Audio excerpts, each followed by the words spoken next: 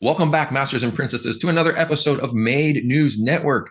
I am your host, S.J. Nix, and I am here with my partner, Peter Lamb, and our brand new contributor to the channel who joined us late last year, Destiny. Folks, how are you doing today? Peter, what you got? I am alive and well. Thank you very much. Yeah, there you go. I'm doing all right. Just dealing with the cats fighting today. So it's a good day. That's what cats do. We're not here for cats. We are here for maids. This is about to be 2024. You are seeing this either on New Year's Eve or New Year's Day. And we already talked about what happened in 2023 that has been put to bed. We are now coming into 2024, and we don't know a ton, but we know that there's lots of stuff on the horizon so far. And one of the first things we're going to talk about leading into 2024 is the announcements from the end of Yokohama. And the first one is the Spinoff show, which, what's your understanding of that, Peter? Uh, Hard to say because I'm actually going to be going to that show, but beyond sort of it being an additional, it's not really, is it an appendix, an addendum? What do you call it? It's like Yeah. they decided that they just didn't have enough time within the 3 hours of Yokohama Arena to play all the songs that they wanted to. So they're gonna just throw on another one at the beginning of the year just to kind of extend it more or less. What is Yeah. that? It's like a postscript on a letter. It's like, oh, and also this. Yes, Yeah. blooming. So, Right. yeah. So one of I looked at the set list. It's what, 32, 33 songs. Mm-hmm. And I'm like, that's a lot. And then we had talked about the research for this video. Like, okay, everybody try to pick 10-ish songs or so that you think will be in that set. And when I Yeah. started looking at what they had played and what they hadn't, there was a lot of Oh, there's a stuff that can lot. easily be on there. They also didn't say that they weren't going to repeat stuff. So there Mm-hmm. may be some stuff that they already played, but Mm, there is, uh, mm, without trying, I think I came up with like 15 different songs that didn't make it in. Um, mm. Destiny, why don't you give us 10 that you came up with that you think will absolutely be included in there? Yeah, like you said, they might repeat. So I thought about that, but I didn't add them to this. I also went for songs that they haven't gotten new updated lives of, Hmm. for the YouTube. I think Spirit should be on there. I mean, it's a good song and I like that live and I think that's a fun one for them. I threw out the nonfiction days. They were throwing out some of their oldies with Thrill, a couple of those. Then I thought of Miku and I was like, Time, possibly Sayanakadori, I think, to break things up. I know it's not going to be a long set, so Psyche won't need a big break, probably. Then I threw in Dilemma, Paralium. Hmm. If they wanted to do possibly one instrumental, I picked between Don't Belong and Without Holding Back. Then I thought Balance, I Still Seek Revenge, Moratorium, and then just throw in like Brand New Road from way back. I think that would be an interesting set list for them.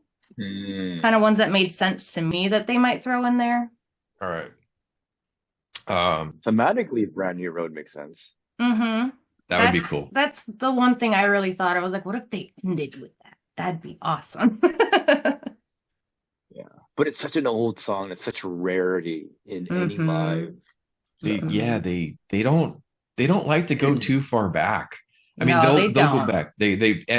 I don't think we're ever going to see anything other than um, Forward from MIJ.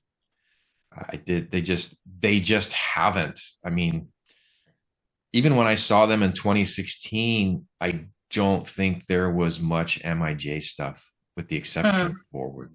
I haven't seen any of that stuff live. Um, so a couple that I've got three that there's There's no way they're not going to play these. That's Real Existence. Okay. Huh? What? Okay. You said it. There's no way You they're said not it. going to play it. Oh, I will die on that hill. I will die on that hill. I had Real Existence right up next to the nonfiction days when I was coming up with a list. So Okay. yeah. Puzzle. Mm. YOLO. Mm. And I think because they burned through a lot of their mid-tempo stuff in this set, I think maybe Before Yesterday will turn up. Mm. I would love to hear it. Oh, wait, I did hear it. Let's see. I can see I Can't Live Without You making it in. Yeah. They did. We got Rene at Anaheim, so I could see that one coming out because they did Black Hole, so that is Rene is like their other crazy hard song. Yeah. I would love for them to do Warning again. That's another one that we got at the Belasco, which was absolutely one of my favorite moments ever. And then I think Isle. They played Isle a few times. That would be a good one to add in. Yeah. And I would love to see You and Cross. Those two both. Oh, I would love Cross. Definitely. I'm not the biggest fan of Cross. It's okay. Wait, you can. How do I kick you out of this? Yeah, get out of here. You and Mir have a problem with it because Mir doesn't like the key changes. But that song, it does stuff that songs don't normally do. There's like 3 very distinct parts to it. Yeah. With multiple key changes. I like it. And that's why it's either you love it or hate it, I found with people.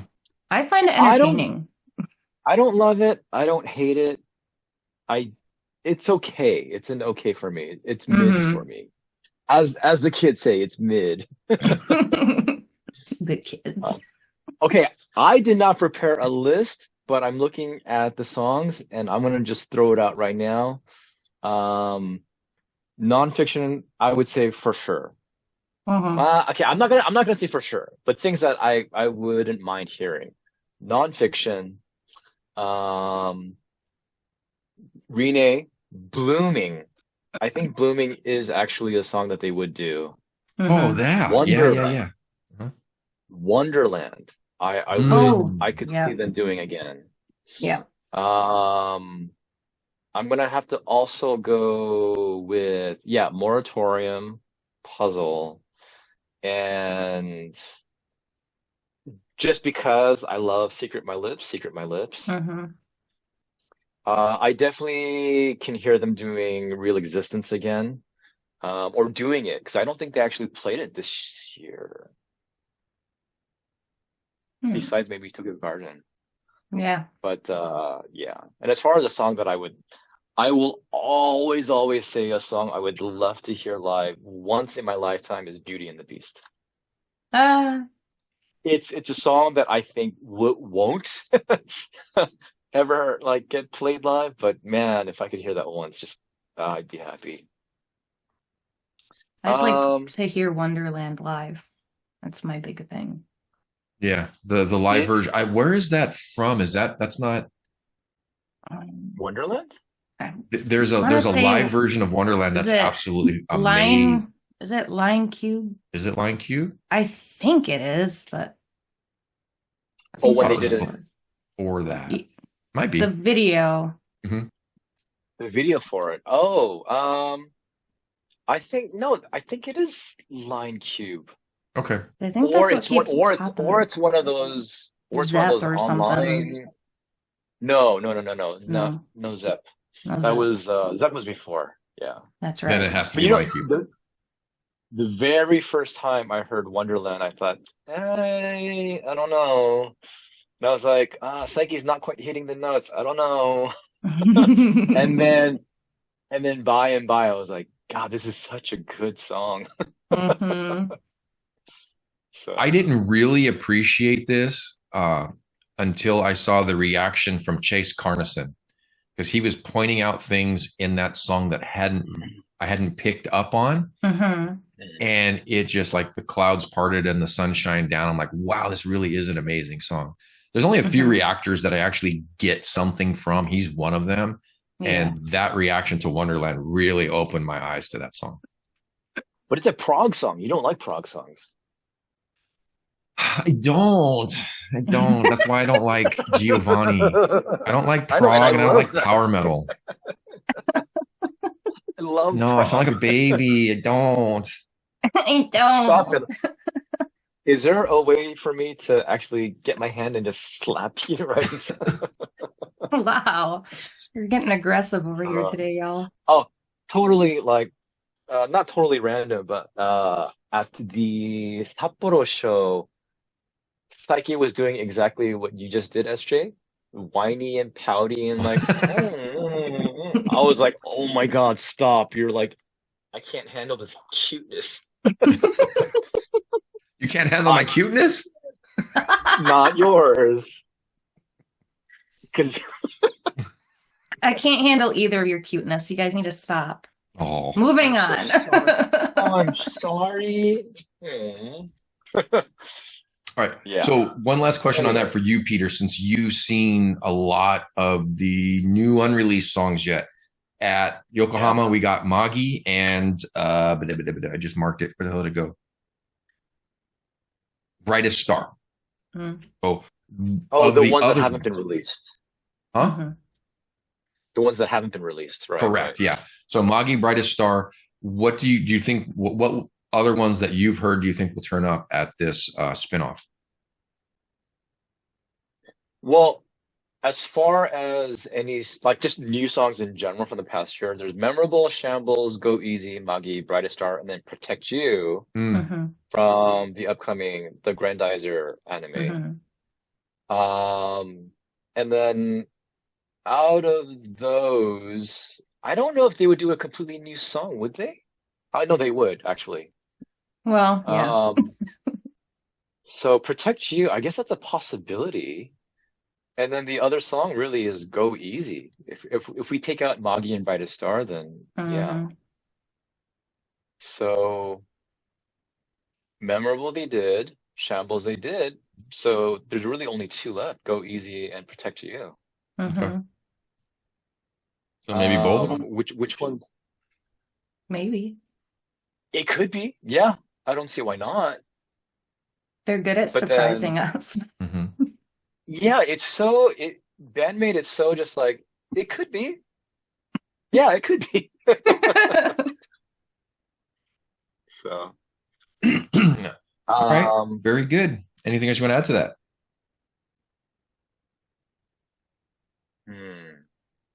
The interesting thing with Magi is that Magi was the newest song they introduced. So that's interesting that they did that instead of Go Easy. I thought that too. So that is pretty interesting because they did Magi at the last Osaka show, which was October 20th. So yeah, instead of Go Easy, which they have played much more, like multiple times. Yeah. Prior to that. So I don't know. It's just really we'll Psyche, find right? out. It's up in the air. whatever Psyche is vibing. Right. Yeah. Well, we'll find out at February 22nd, Zep Yokohama. So we got a little over 2 months to go for that.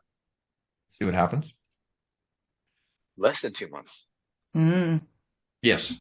Yeah. Crazy. So one of the other announcements we got was that they will be doing collaborations, whatever the hell that means, with Western artists this year. This is, in typical Bandmate fashion, this is such a wild card. What does that mean? Are Bandmate playing on their tracks? Are they coming into Bandmate tracks? Is this going to be something we're going to see live on stage? What does that mean? Guesses. Yeah. I can see both. I mean, I can see some of the instrumentalists like Konami playing guitar on a track or two for somebody else, and I can see someone inviting Psyche to do some Japanese vocals or even English vocals in a song or two. Hmm.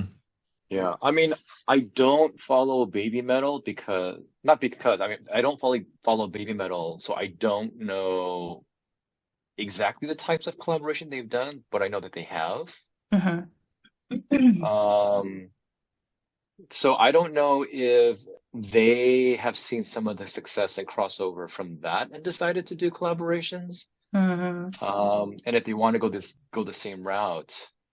Um, Yeah, so because baby metal, it's a lot of Sue metal sharing vocals in a lot of the songs. It's interchanging, vocalists, which is yeah, kind of the most common way they do that. they did a collaboration with that one Lil guy, little something. Yeah, they did oh God. Yeah, they Is it did Uzi? No. Papaya was one of the songs. Yeah. Papaya was with F Hero, who's like a Yep. Filipino or a Thai or something like Yeah. that. And Uh, I can't think of the I name think of the Thai. other song. well, Road of Resistance was written by Herman Lee and the other guitarist. I can't remember his name from Dragon Force. Um, they did another collab recently with like a metalcore band. I don't remember. I don't follow them anymore. After Hmm. at the end of the Metal Resistance tour, I fell off. After the Forum show, I just kind of dropped off the map with them. So I don't know what they've been doing. But the F Hero and Papaya was a real big one. And Yeah. they did something recently with And Tom Morello too. yeah, there's the new one with Bring Me the Horizon with Ali Sykes from the lead Okay. singer from that band. So that's the new thing that they just put out. Okay. So I do think that they probably have seen that, like, Hmm. bandmates management and said, "Hey, what about this?" And um so as far as exactly how the collaboration will be, I don't know, but Yeah. I can see them kind of following in, not necessarily musically, but Hmm. that type of like whether cross collaboration, the songwriting, or like playing with. Yeah. And I think it could go either way, whether it's bandmate playing on someone's song. But I do see it more of it being bandmate song, Konami being the main composer, and then someone else coming in adding onto Mhm. that. Hmm. And you got to think they've been playing like Lollapalooza and festivals. That's a good way to meet other bands that might be like, hey, we should totally collab. Let's do something. That's, I think, the way a lot of this has been happening with these overseas bands getting together to make music. Well, the three bands that I was thinking of came to me like that, purely Hmm. off of the festival encounters that we've Hmm. seen. Potentially four, but I would say three. Yeah, Hmm. I can think like right off the top of my head. Are you going I to could Oh, really share? only think of I could only think of two really 100%, but I'm not even sure about them because Okay. like Peter said, bandmates so up in the air, we don't always know what they're doing.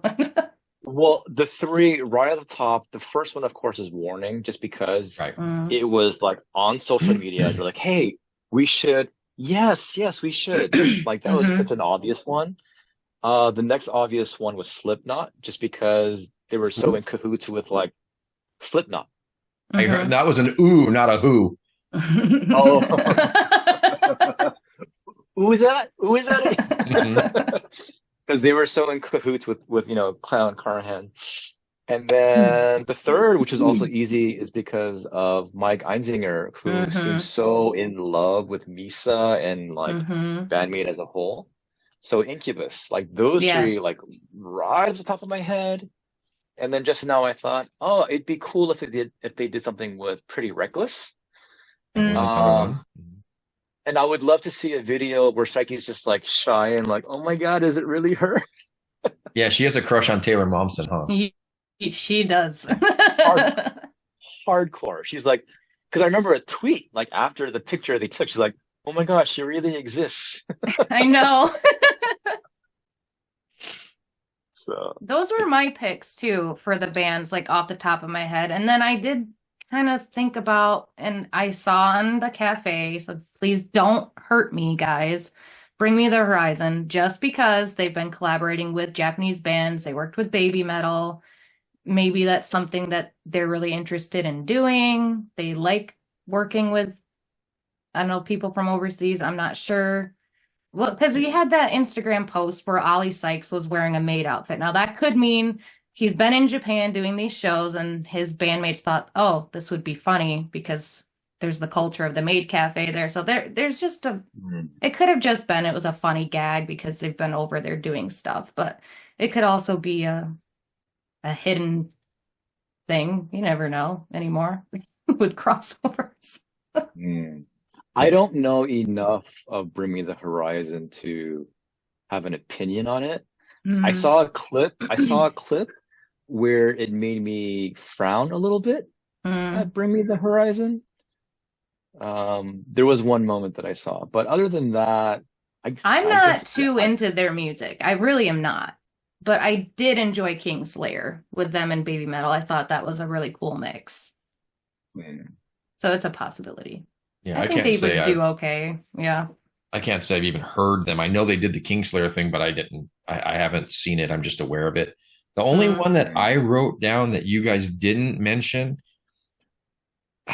and though it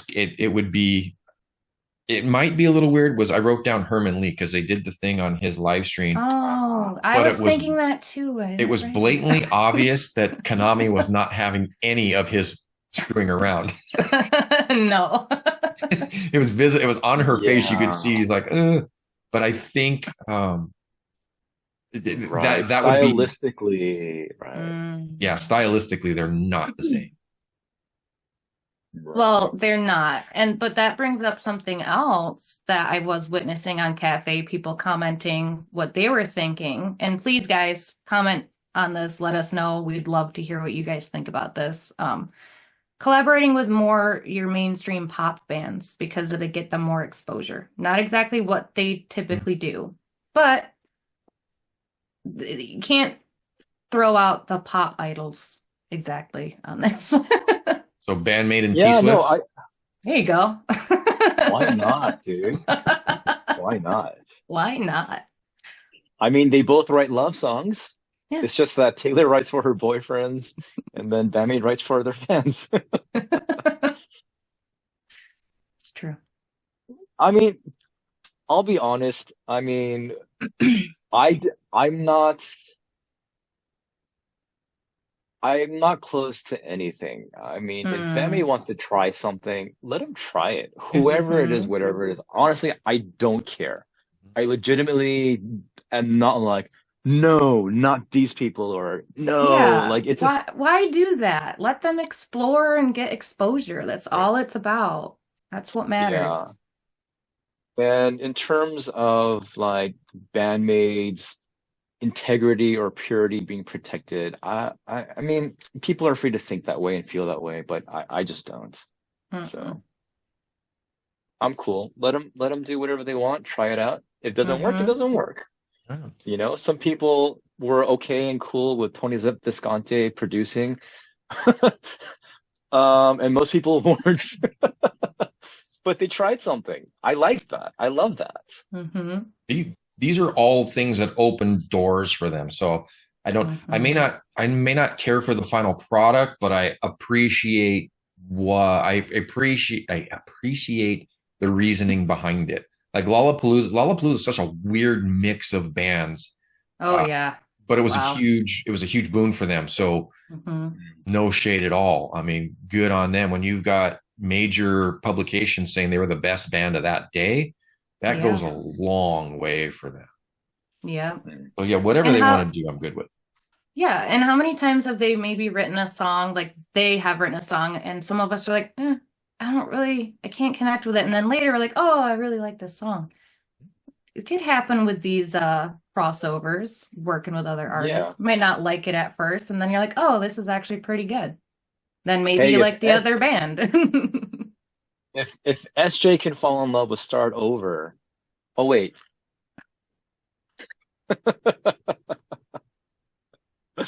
Okay. Dream Band. That's easy. Do you guys have one? Easy for me. And I'll fly this flag forever. Foo Fighters. Foo Fighters. Yep. Nice. Every Not year, even a at big least Foo one. Fighters fan. I just think Dave and the girls go together so well. Yeah, stylistically They would too. have a lot of fun. They would have a lot of fun, yeah. What do you think, Peter? Definitely. I don't have a dream band.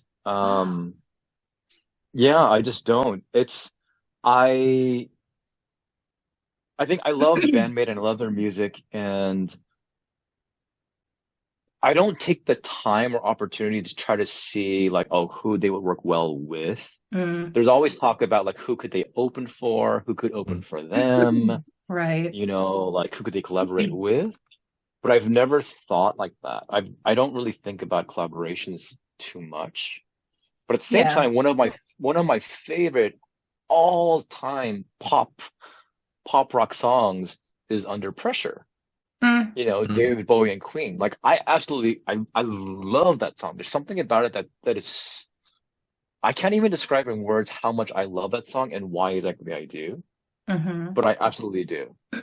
So if bandmate can find an artist or a band where they can do something like that, that'd be awesome. But I just don't have a particular band for them. Right. I had two ideas for myself, and this kind of goes with what bands could they collab with that I just didn't think about saying. I listened to Conquer Divide, all female, very heavy rock, kind of borderline metal band. They're really, really good. I've listened to them since the beginning. So that's one thing that could be kind of interesting. But honestly, my dream, and it's not really a band. She has a band, but she's just a independent artist. Lacey Sturm, she is the ex-singer from Flyleaf. She used to be in Flyleaf. Now she does her own music with her husband. Her music is like Flyleaf. So she wrote all the music for Flyleaf. She took off from Flyleaf. She's doing her own thing.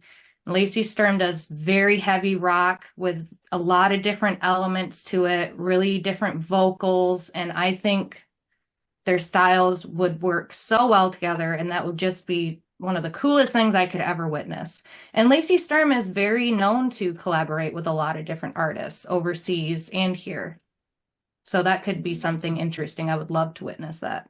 She's got a great voice. I love her voice. Very, very good voice. Very good voice. And she's just the nicest person. So if anybody to collaborate with these girls, she would just be the best person. Hayley Williams would be cool, no? Maybe old Hayley Williams, yeah. No. Don't like the new stuff. Not with it. Little too poppy? I don't know. I miss her punk rock, her voice. That's what her voice is suited for. I was actually listening to... Oh, no, go ahead. Well, Hayley Williams, I was thinking... the chick from Hailstorm, but that's not... That's Paramore. Paramore. Yeah. Oh, okay. That's Hayley Williams. Yeah. Okay. Yeah. Anyway. All right.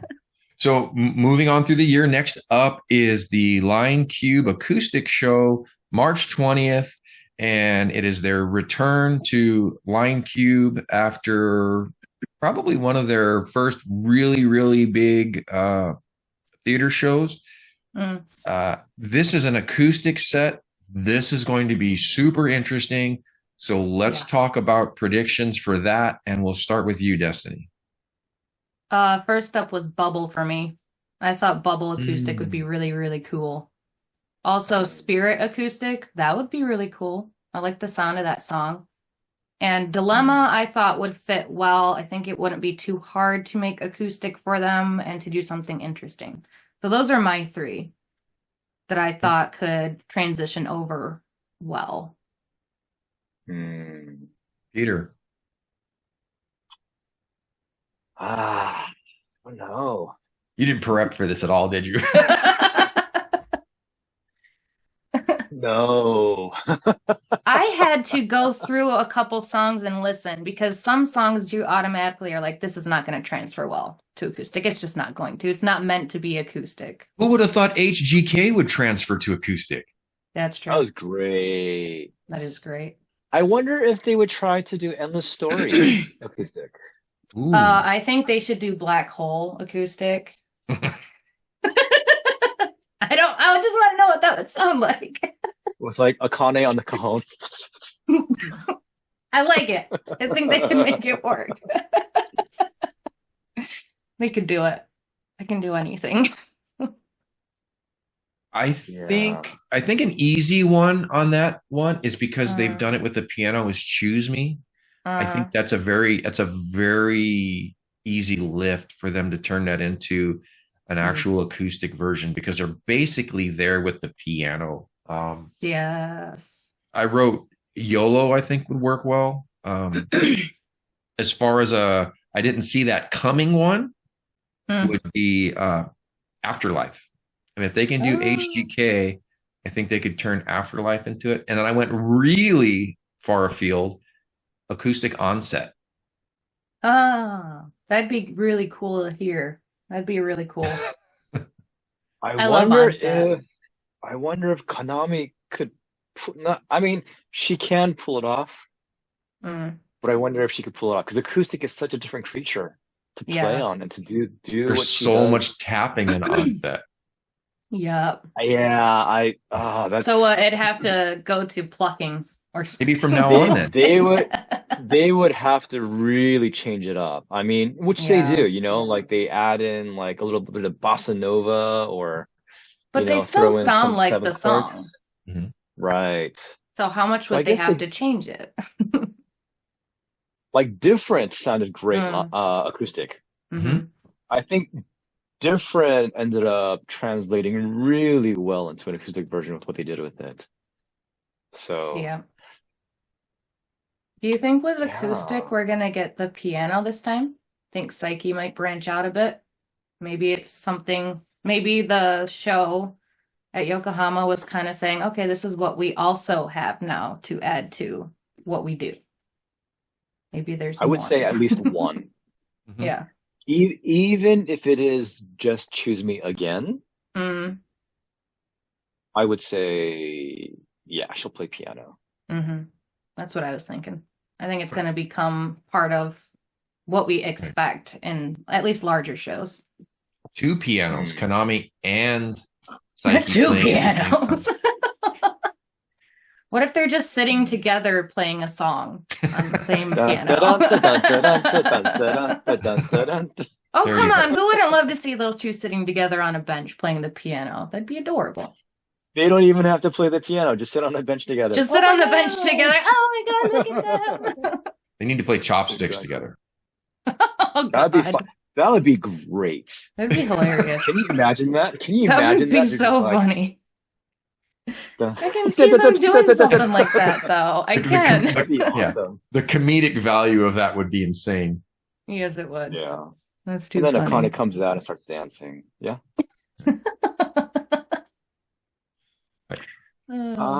Any choices on that? I know you're looking at the song list right now. But I would love Crawley would be cool to hear acoustic. Oh, yes. Would they try to do Hate?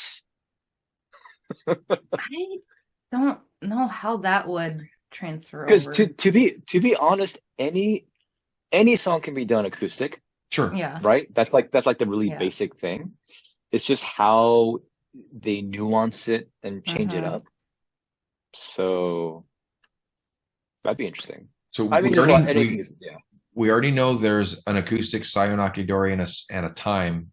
Do we get a Rockin' Me or? I don't see that happening. What about an acoustic Brightest Star? I know it's new, but that's a possibility. I could see that. Yeah. I think that song lends itself to acoustic. I do. I think it would be really good. Just slow it down a little bit and then just But I was just saying the vocals for Sayonaki Dori acoustic came out wonderfully. So we know that Miku can definitely handle it. Yeah. That was beautiful. Those are already expect stuff like that to be in there because they've already done the arrangements for them. It's the stuff they haven't done yet to make it a longer set. Because the acoustic Christmas, I want to say it's like 9 or 10 songs, the acoustic set. They're going to want to stretch it out probably close to 20 songs. So they're going to have to do arrangements for other stuff. Otherwise, it's going to be just too short. Well, because it's an acoustic set, though, I could see it being shorter. I And, could. they did an acoustic and talk. This was back in 2018 that I went Mm, to. That's where they did, I think, Smile, and then that's when they first did the version with Misa actually playing bass mm. along with Konami and Saiki on stage.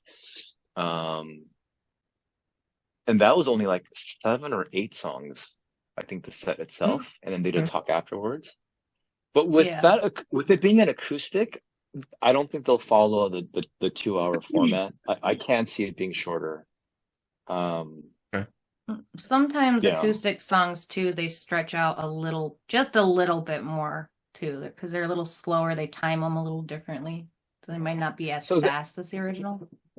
they have everything from the Christmas acoustic, Mm, and then they have other acoustic versions that they've done as well that they've mhm. never really like made public. Like, the amazing YOLO acoustic from Yeah. Shibuya Line Cube. Gorgeous version.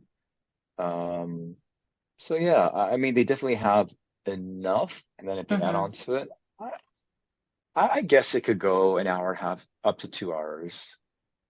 But I don't see them necessarily having to feel like they have to fit that 2 hours. Right. I kind of, it changes.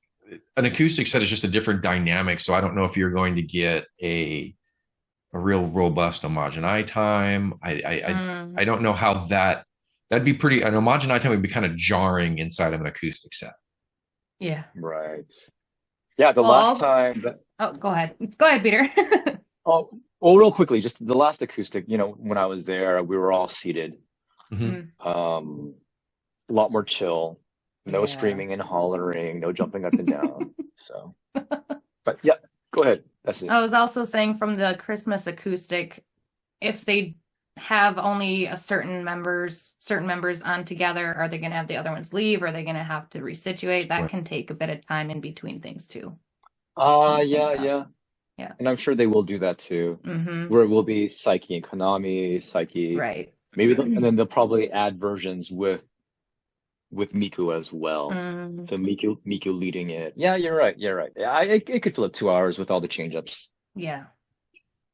But with like, I mean, obviously I've never been to Line Cube, but looking at the Line Cube show, that's a really large stage. So I think it'd be very easy for them to have Mm, everything set up for people just to walk on and walk off, like a full drum kit, a little section where she's got her cajon that's all mic'd up. Mm-hmm.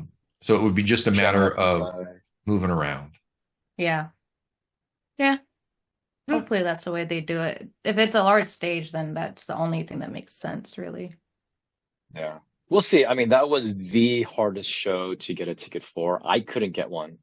I Mm. applied twice. Mm. Other people tried applying, they didn't get it. So that's gonna be yeah.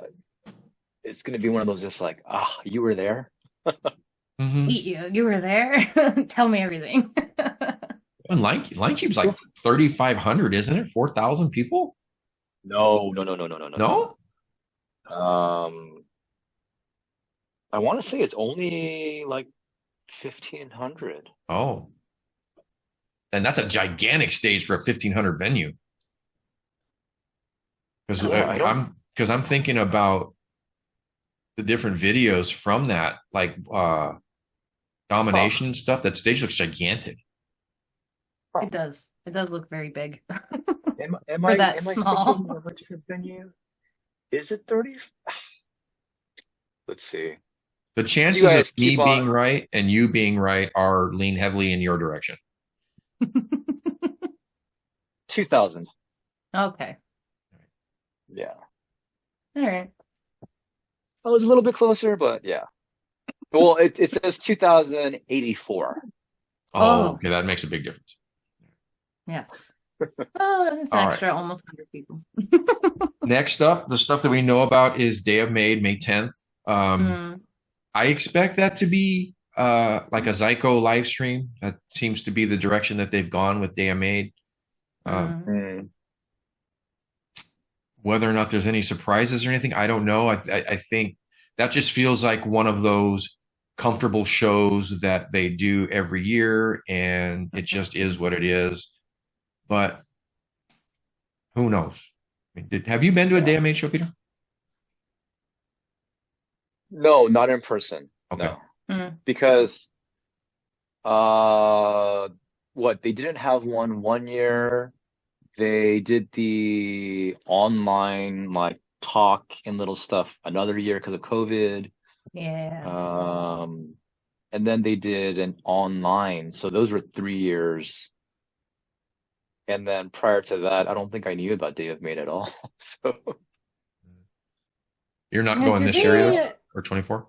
I am going this year. Yeah, I did get a ticket for this year. So So for I'll Day of reporting, yeah. Maid, because I'm not too familiar with it. Do they typically like play? Is it more like what they really want to play, or what's like the most popular with the fans, or does it not matter? Yeah, it's a bandmate show. It's a Yeah. toss up. Yeah, okay. I just wondered about that. If there's anything specific about the set list for those. Yeah, like I don't remember the specific set list they did the last time they did the online, Mm. but that was a really cool online stream because what they did, that was where they played Youth for the first time. Okay. And then the way that it was situated, the girls went off of the stage onto the floor with Konami with Akane still up there, and they turned the cameras around, so they were like moving around and getting up closer to the face and doing like all this cool stuff. So that was a really cool online show. That being that close up, and then that was where instead of saying "Okaeri nasai," like "Welcome home," Akane had the opportunity to do that. She's like "Irashaimase," which is like "Welcome to the restaurant" type of thing. And everyone's just like, "What? What? How long have you been with bandmate?" That's too funny. So that was the online one. They had the monitors up there and they're leaning in and they're reading because they were actually reading the chat that people were sending while it was live streaming. That was kind of neat too. Yeah. That was where I had people collect the postcards, all those little images that people collected from all over the world. Yes. They made their own little like digital postcard and we sent it out. So they did mention it. Like that was the show. So that was 2021 when they did that. Yeah. So that was cool. That was nice. That's different. Yeah. But as far as like songs and stuff, anything goes. Yeah, you said it exactly right. It's just a bandmate show. They do it on that day because what's the background to Day of Maid in Japan?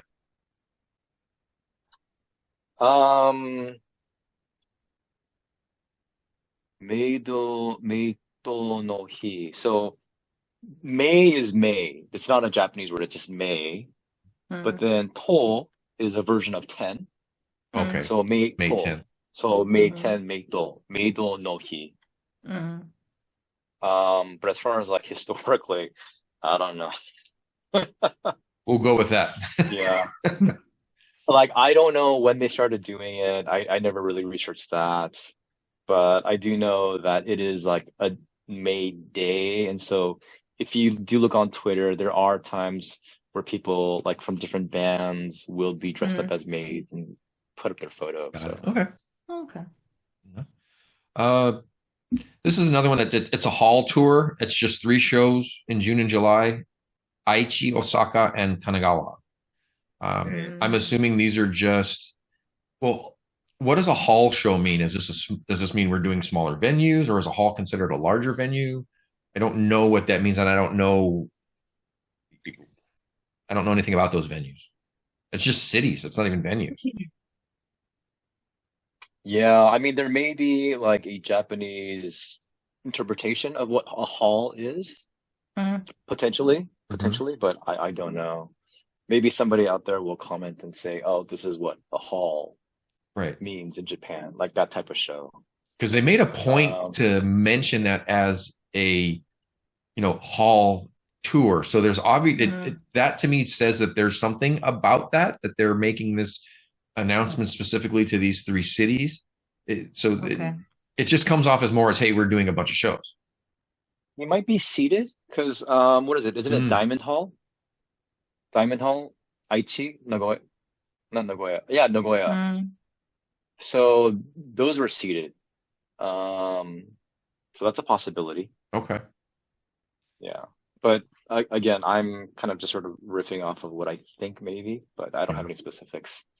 And then that's actually because the new album is going to be released in summer, Right. but when Mm. exactly in summer? So these shows could potentially sort of be a lead up to the album release, Mm. or it could be a follow up of the album release, depending on when it's released, right? So I don't mean to interrupt. I have to go for just 1 second. I will be back. You guys continue on. Continue on, gentlemen. Go get those I'm cats. gonna count to one. All right, that wraps up the hall tour. Not really sure what that means. I guess we'll be finding out here coming up not too long. But that brings us right into, we know they're going to go overseas this year. There's no way they're not. Mm. But what does that mean? Europe's overdue. Europe needs something. I would love to see them go to Australia. That's a big leap, a very expensive move. Maybe they come back here, but I'm hoping they go to Europe. If they go to Europe, where should they go? I don't know I too mean, much they about. always hit up the same places, Yeah. See, I don't know too much right? about venues over there, honestly. I, I mean, they've done Germany, they've done France, they've done England. mm, They did do Italy before, they did do Spain before, so maybe they'll do that as well. I think maybe Netherlands, Denmark. They did Amsterdam, right, right. Yeah, I can see Yeah. that.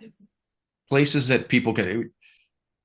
Being in the U.S., we don't realize how actually small these countries are and how just robust their rail network is. So it isn't too difficult to move. In researching a trip to the UK next year, the rail system is very robust over there. It's not too difficult to get around. It might be a little costly, but you can get around very well by train, and they're not ridiculous long rides. That's Yeah, crazy. I mean, it could be anywhere, but I think because it's been so long that they've been there, again, I would think that they would hit up all the places they did before, and then maybe add like a couple of other countries. Right. So yeah, so I mean, Sweden's a possibility. Like more of the northern areas. Mm. I know a lot of the fans over there really want to see them again, and I totally get that. But I just have a feeling that they're not gonna go over this year. I'll be honest. Man, I hope there's no reason not to, because smaller bands have been going there right after COVID. A lot of smaller bands have gone a bunch. Fake Gear's been there a ton. Yeah, Fake Gear was there, Little Lilith was there, Bride Deer was there. Yeah. But Bandmaid is Bandmaid. Yeah, Bandmaid. The only reason I say I don't think that they would is if they are collaborating with anyone from the States, I feel like they're going to hit up over here more for just more exposure and maybe doing some songs with these bands live. That was my thought on that. So instead of a tour, they would go more of a media route? Is that what you're saying? Yeah. That's kind of like my feel on it. I'm probably wrong, but that's just one of the things I think could be going on. I mean, whatever is happening this year is springboarding off of this past year and the previous year, which is pretty massive. So, previously Scott was saying that Lollapalooza really sort of stirred up the hornet's nest in terms of like what could come. Just industry eyes seeing like, okay, this is something. So, okay, so 2024. I mean, what's the European version of Lollapalooza? Lollapalooza. What it? Glastonbury. Okay, I was gonna say that there's that, and there's one called, is it Wembley? Something like that. I'm not sure, but yeah, Glastonbury for sure. Wacken Open Air is that's very metal. That's a metal show, and then there's Download, and Download does metal and rock. So Mhm. maybe those. Is it Nemophila or Love Bites or both? Nemophila, Love Bites, Hanabi. One of those is playing down. One or two of those are playing download. No, Vakken. I'm sorry, Vakken. Okay. So I could Is see. there a European version of Knotfest? Doesn't Knotfest Maybe just go around all the countries? it did. Yeah, it kind of goes where it wants. Yeah, There's it goes wherever it wants to go and calls Knotfest itself Japan, Knotfest Australia. Knotfest. I'm sure the Euros are going to chime in here with what they think as far as festival goes. Those are the three big ones that I know. But my understanding of Glastonbury is it's kind of the UK version of Lollapalooza, where it's very eclectic. Hmm. So something like that could. Yeah.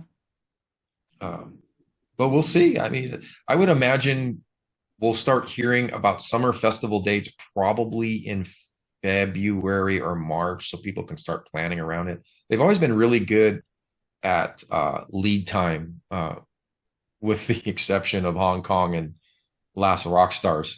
But for the Yeah. most part, they give us plenty of warning when they're going to do something. Yeah, Yeah, those were really short notice, weren't they? they kind of came out of nowhere. Very. Yeah. I would imagine if they do announce anything with those dates, it'll either be like right before the Zepp show in February or right after. Mm. And they'll time it with a merch drop, so everybody's wallet's empty. Yeah. Yeah. I'm done. Thanks. Yeah, I think I I am. can't afford to, so I'm also done for now. No, I moved from mouse catching and buying as much as I can in a merch drop to elephant hunting. I'm looking for the bigger, rarer stuff now. I can't Mhm. store it all. I'm chasing my tail. I got too much. We'll talk about that in a little bit. But so foreign dates, we're hoping for some Europe. Mhm.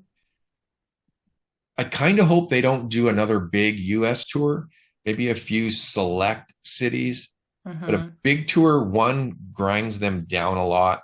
Yeah. And frankly, and this is not going to sit well with some people, I think there's a little fatigue after 2022 and then coming back in 2023 and hitting so hard. Mhm. If they come here, the hardcores are going to go. I'll be there, but I think Mhm. maybe a little give the chance to build up a little. God, I miss them. I want them back type of thing, Yeah. especially with newer fans. Let that anticipation build up a little bit. But Yeah. that's just me. No, I'm with you on that. Even though I only went to one show, I'm still like, I'm totally fine waiting, and it's just going to make it even more amazing when they do come back. You get to see them again. New album. So we know we're getting a new album. It's going to come in the summertime, whatever that means. So June to August. And judging by what hasn't been released yet and what we know about, this is probably going to be at least a full album. It's not going to be EP. Unleashed was an EP. I expect a full 10 plus songs this time. We have Memorable, Shambles, Go Easy, Moggy, Brightest Star, and Protect You that have not been released that we know about. So 2, 4, that's 6 songs. That's over half of a full album at this point. Yeah. And I have not heard any part of Moggy, Go Easy, Brightest Star, there's a Protect You. There's like a little clip of it. On the Grandizer. Right. Yeah. So Wait, did you say you haven't heard? No, I haven't. You saw Yokohama Arena, so you heard Bright Star and you heard Moggy. I did. I'm gonna out myself right here. I've only watched it in its entirety that night, and then I've watched bits and pieces of it on the live stream since then. So I'm a bad fan. I haven't paid a ton of attention to it, so I couldn't tell you anything about them, to be honest. The night it was on, that shit was long. I was tired. That started at midnight, and I'm a go to bed at 9:30 type of dude. So yeah, I go to sleep early. Yeah, I watched it through 3 times Okay. in its entirety. I like Brightest Star. I think it's catchy. Mhm. I'm not a big fan of Moggy at all. I'll be honest. I don't find it appealing at all. But let them write what they want to write. That's fine. But So I haven't this- heard Go Easy. Mhm. So yeah, I haven't heard that. But you have, right, Peter? Yeah, at Osaka. Second to last show before Yokohama. Mm. So I don't knowing what- remember. I don't remember it enough to make a comment about it. I thought it was fine, but it didn't stand out. Yeah. There was nothing like exceptional to me about it. So from what you know of the new stuff, do you see it as a continuation of the direction of Unseen World and Unleash? Or do you see it maybe drifting back toward the world domination-ish sound? No. Not even close to going backwards to like world domination, just bring it that era. I feel like that era is gone. Mhm. Not like forever, but it's not sort of in their view as far as where they want to go, like musically, sonically. I mean, if you listen to even just like Shambles, or a little bit to Protect You,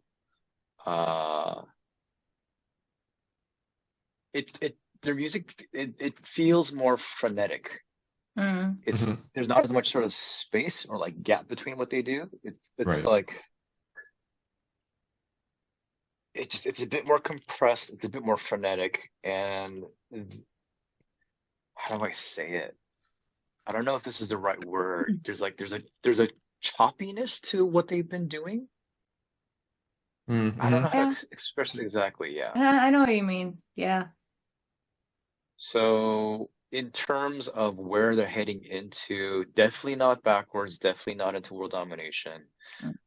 They don't seem to have a desire, from what we've heard, to go back to anything that represents or that reproduces sort of like that classic rock riff type of thing that people really loved about them during that period. As far as now, but then at the same time, it doesn't seem like they're going into anything heavier per se, like they did with Unseen World. Like Unseen World was something really unique and dense, and because I mean I love that album, but I can't hear Unseen World in their newer stuff. No. Yeah. Gotcha. So that like, I don't period know. of time, that world domination, Conqueror, Unseen World, was just, those are 3 incredibly different albums that all came on in a row.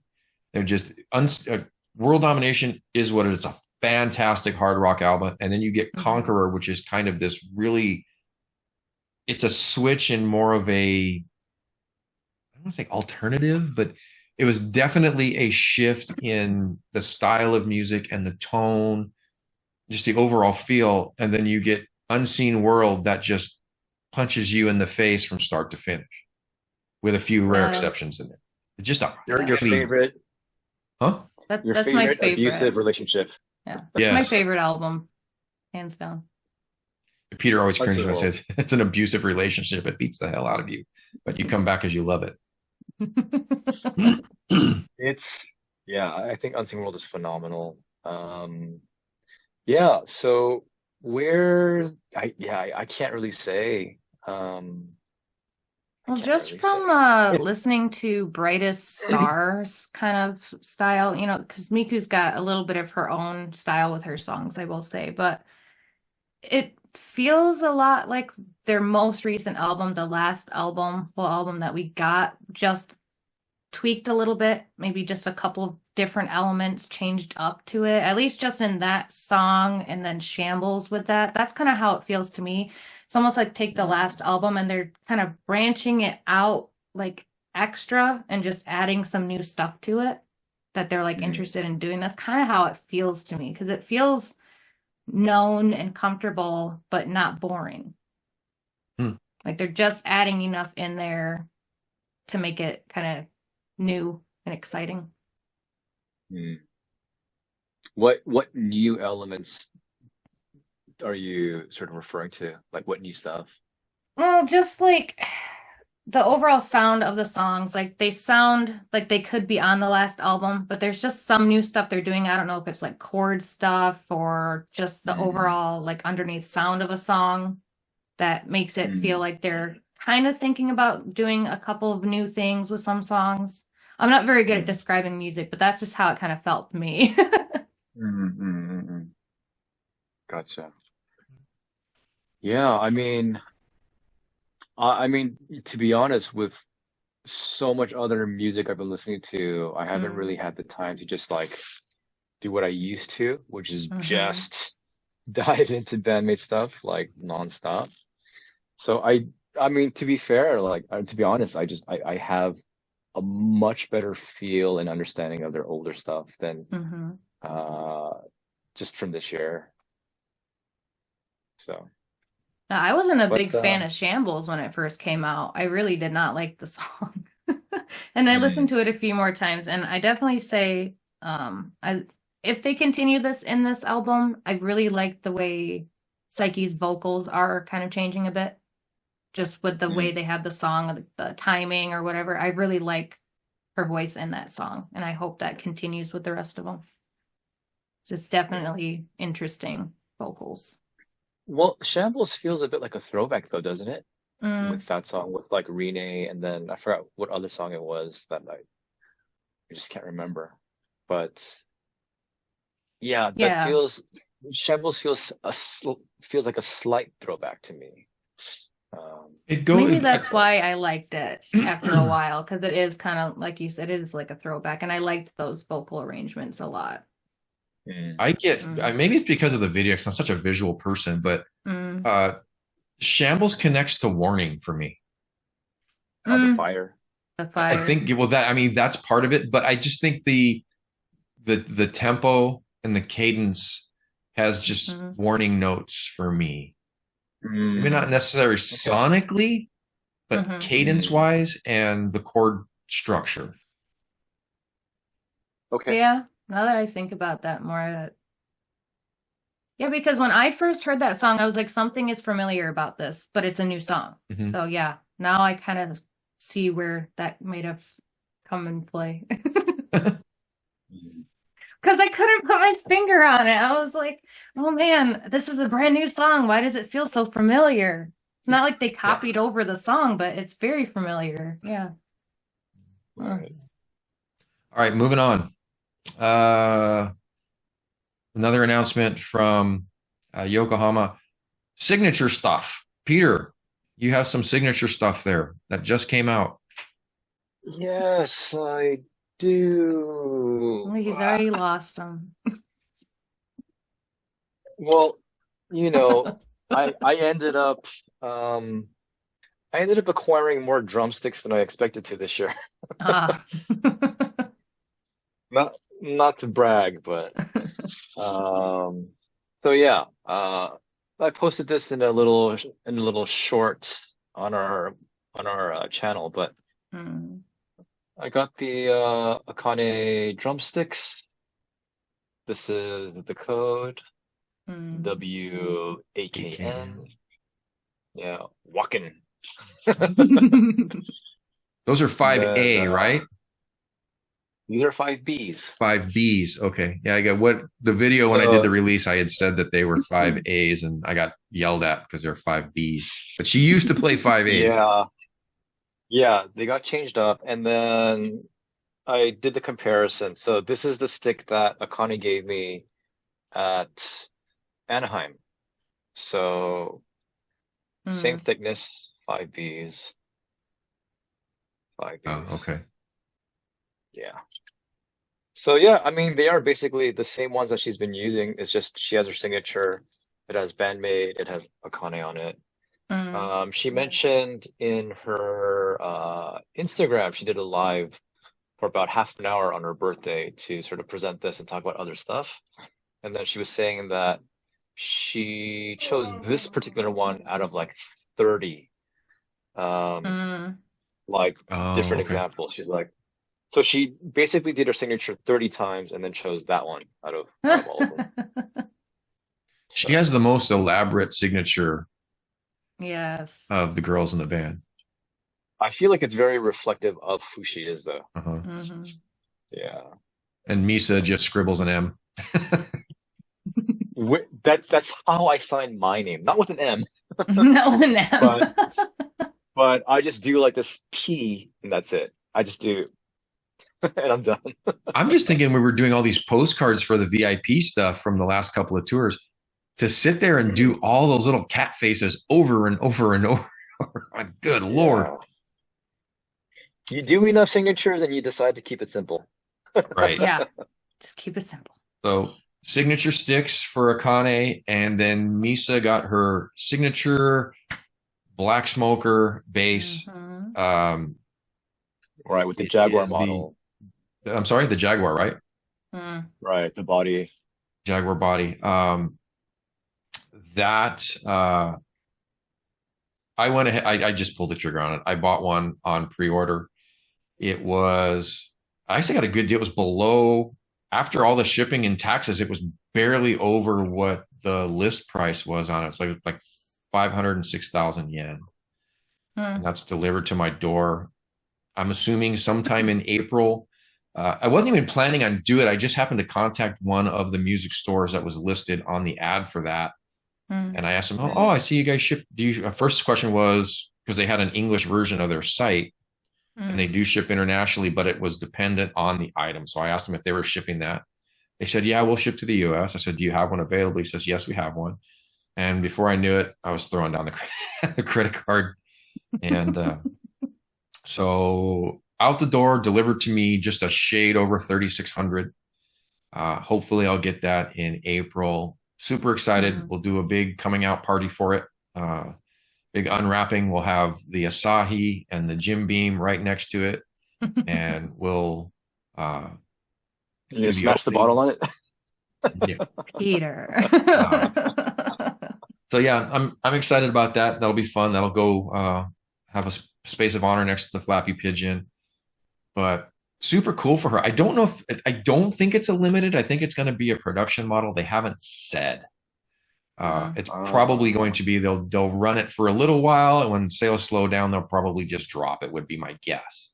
But I truly don't know. I just know I managed to get in on the first batch. They're actually sold out. All the pre-orders are done. There isn't I have it on very good authority that you cannot find one right now. All the music stores who are official dealers have pre-sold their allotment.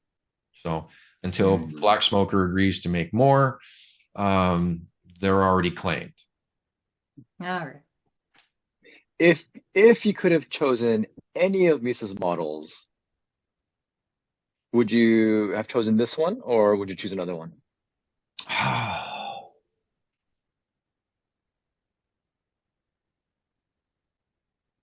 I don't mind the Jaguar.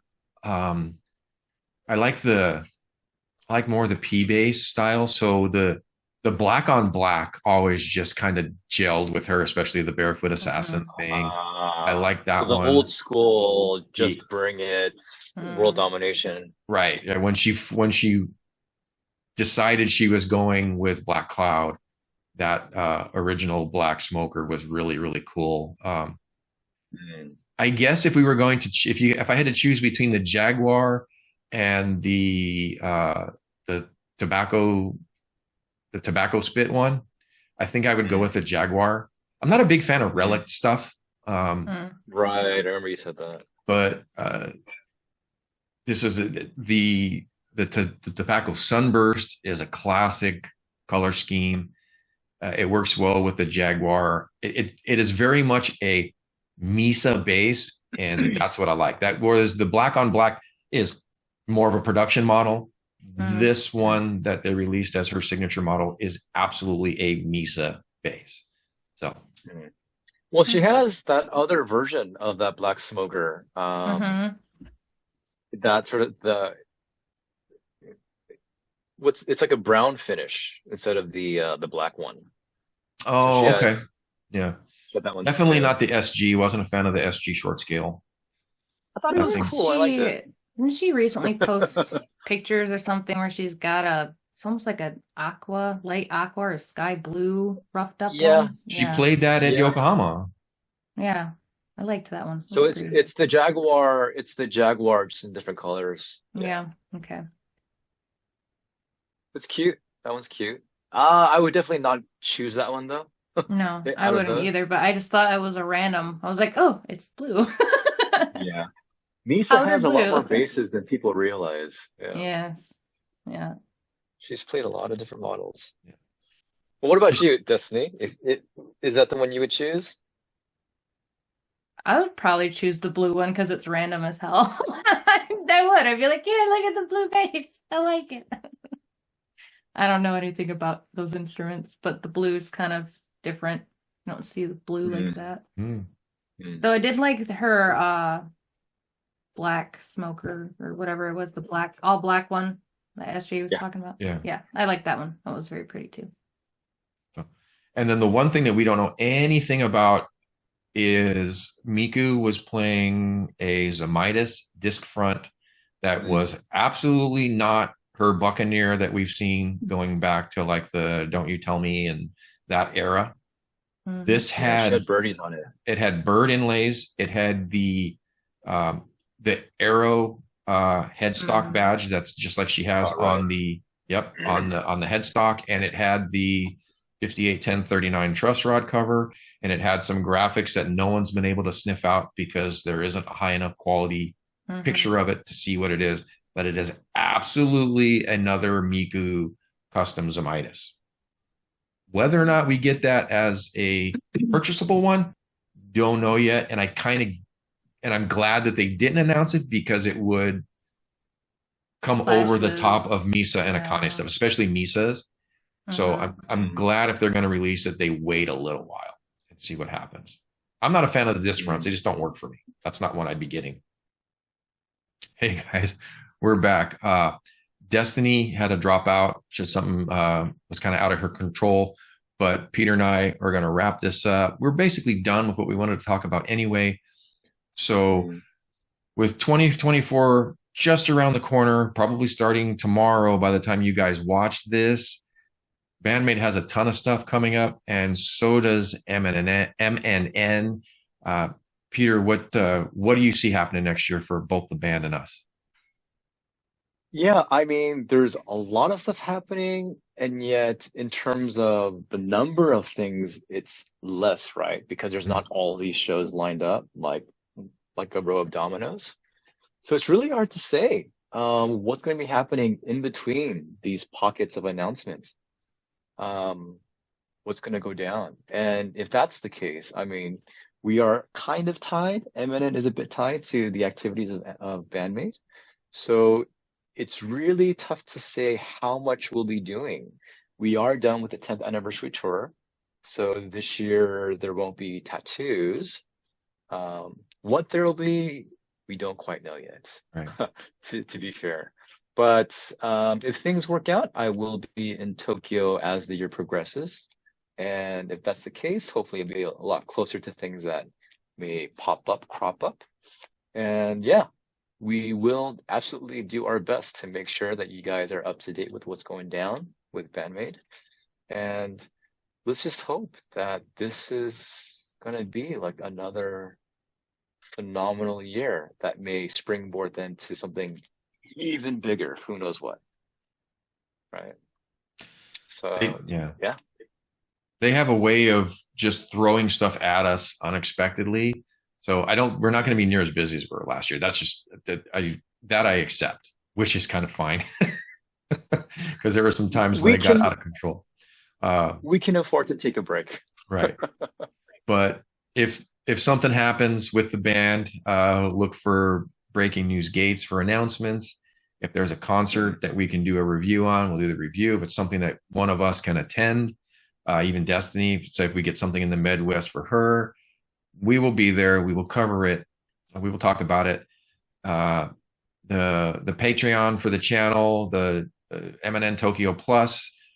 Once Peter gets up there, we'll have the other smaller bands that he's going to have more access to. All of that will be part of this channel going forward in 2024. So there's a lot to look forward for us. And I think I speak for all three of us when I say we absolutely appreciate all the support we've gotten to this point, whether it be emotional, financial, whatever it happens to be. It all goes to a good cause, and we appreciate it. And we'll keep doing it as long as it's fun for us and as long as you guys are interested in it. Agreed. Thank you guys so much. To a wonderful 2024. That's it. Thank you guys. Happy New Year. This has been SJ Nix and Peter Lim for Maid News Network, bringing us into 2024 and everything it has to offer. Thanks for watching, and we'll see you soon again on Maid News Network.